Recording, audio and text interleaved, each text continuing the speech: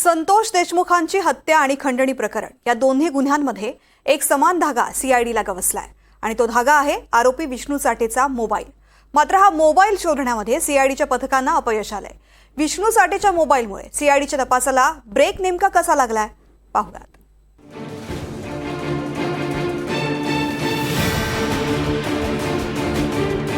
बीड खंडणी प्रकरणाच्या तपासाला फक्त एका मोबाईलमुळे ब्रेक लागलाय।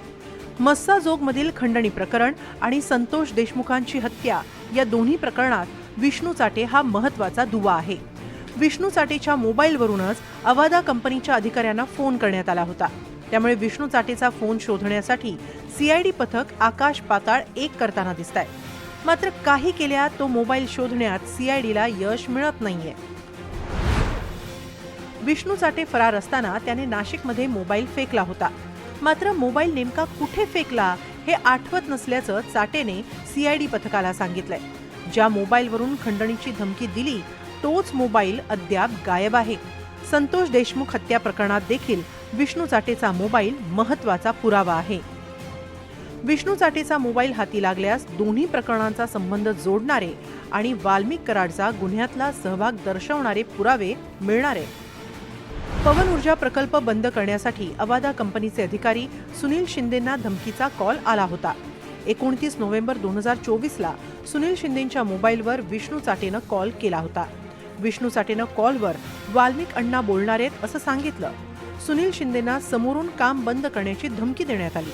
काम बंद न केल्यास हातपाय तोडू असं फोनवर बोलणाऱ्यानं धमकावलं। विष्णू चाटे आणि दुसऱ्या व्यक्तीसोबत झालेल्या संभाषणाची रेकॉर्डिंग सुनील शिंदेंकडे होती। तीच कॉल रेकॉर्डिंग सीआयडीच्या हाती लागली। रेकॉर्डिंग मधला आवाज वाल्मिक कराड आणि विष्णू चाटे यांचाच आहे का याची पुष्टी पोलिसांना करायची आहे आणि म्हणूनच विष्णू आणि वाल्मिकच्या आवाजाचे नमुने सीआयडी पथकानं घेतले। विष्णू चाटेचं व्हॉइस सॅम्पल सीआयडीनं आधीच घेतलंय। वाल्मिक कराडचं व्हॉइस सॅम्पलही घेतलं जाणार आहे। या दोघांचेही व्हॉइस सॅम्पल सुनील शिंदेंनी दिलेल्या कॉल रेकॉर्डिंग सोबत मॅच केले जातील। संतोष देशमुख हत्या प्रकरणात वाल्मिक कराडचा थेट संबंध नव्हता। सुदर्शन घुले आणि विष्णू चाटेंना आदेश देणारा आका वाल्मिक कराडच होता का हेच सीआयडीच्या तपासातून उघड होणार आहे। मात्र विष्णू चाटेनं मोबाईल कुठे टाकला ते आठवत नाहीये।